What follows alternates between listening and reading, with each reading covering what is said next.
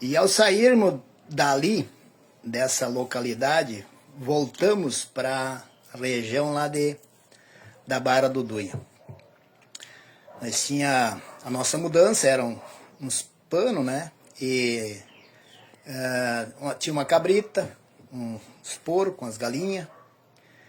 E foi levado em cima de animal, essa mudancinha.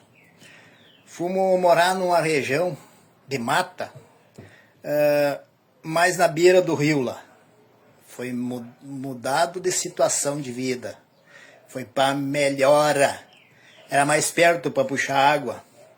O rancho continuava o mesmo. Rancho econômico. De pau a pique, tampado de capim. Ali tinha uma repartição daí. E ficava pertinho do rio. Ali nós pescava, né? Comia. O alimento nosso era peixe, polenta, leite. E assim ia passando as horas. Ali com o tempo, moramos uns tempos na beira do rio, e daí foi mudado, por causa de medo de enchente, foi mudado mais longe, mais para cima. Mas lá continuava também, sem água, encanada, sem luz. E daí puxava a água lá do rio, que dava aí torno de uns 300 metros, 400 metros, puxava a água lá do rio daí.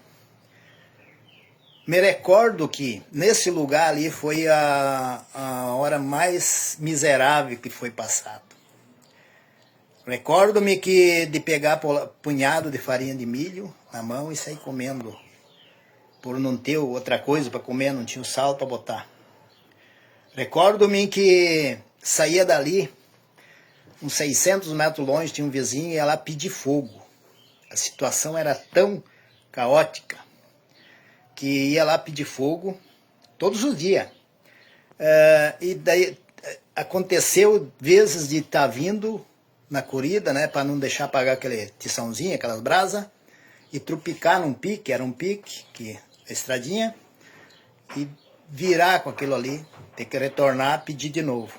Criança, então fazia esse trajetório, vivia nessa situação. Me recordo que naquela época dava inverno feroz, ficava 15, 20 dias garoando, frio, e nós sem nada em casa. Minha mãe, ela trabalhava na casa de um colono lá, diária, por dia, em troco de aipim, batata, essas coisas, né? Mas como choveu muito, não deu para ir trabalhar. E daí nós estávamos naquela situação. Lembro que a minha mãe foi lá nesse senhor e ver se conseguia alguma coisa.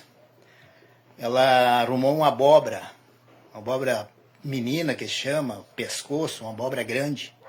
Me recordo que nem fosse neste momento, ela vindo com aquela abóbora e nós, gurizadinha, nós éramos em 4 ali, no momento, esperando. Ela chegou e cortou aquela abóbora e largou para nós ali. E nós comemos assim, né? Porque a fome era tanta, era tamanha a fome.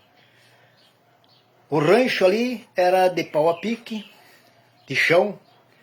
Dormia no chão, batido ali, estendia os foros. E continuava naquela mesmice, naquela miséria total. Não tinha, vamos dizer, ajuda governamentais naquela época. Naquela época era cada um para si. Vamos lá. Ali, nesse local, nós tinha bastante terra, só que não dava nada. E daí você me pergunta, por que não dava? Porque nós não plantava, não tinha condição de plantar. Então, depois desse episódio aí que ela trouxe essa abóbora, nós começamos, no próximo ano ali, começamos a arrumar um quadro de terra lá, plantemos aipim, foi roçado uma capoeira, plantemos feijão, né? E daí já no próximo inverno nós estava bem alimentado, né? Nós tinha aquele alimento. Pescava e continuava naquela luta.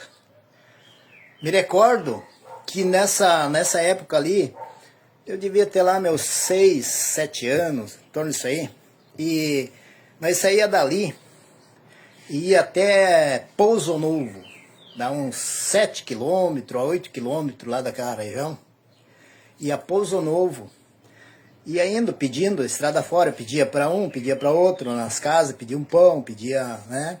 E nós ia lá pedir esmola nessa cidade de Pouso Novo. E lá ficava, pedindo roupa, pedindo calçado. Recordo que o meu primeiro calçado foi um par de conga. E lá ficava, na rua, lá pedindo. E daí quando chegava próximo ao meio-dia, nós ia no restaurante que tem lá e ficava sentado atrás desse restaurante até que passava o movimento e daí os donos traziam um prato lá para mim e para minha mãe.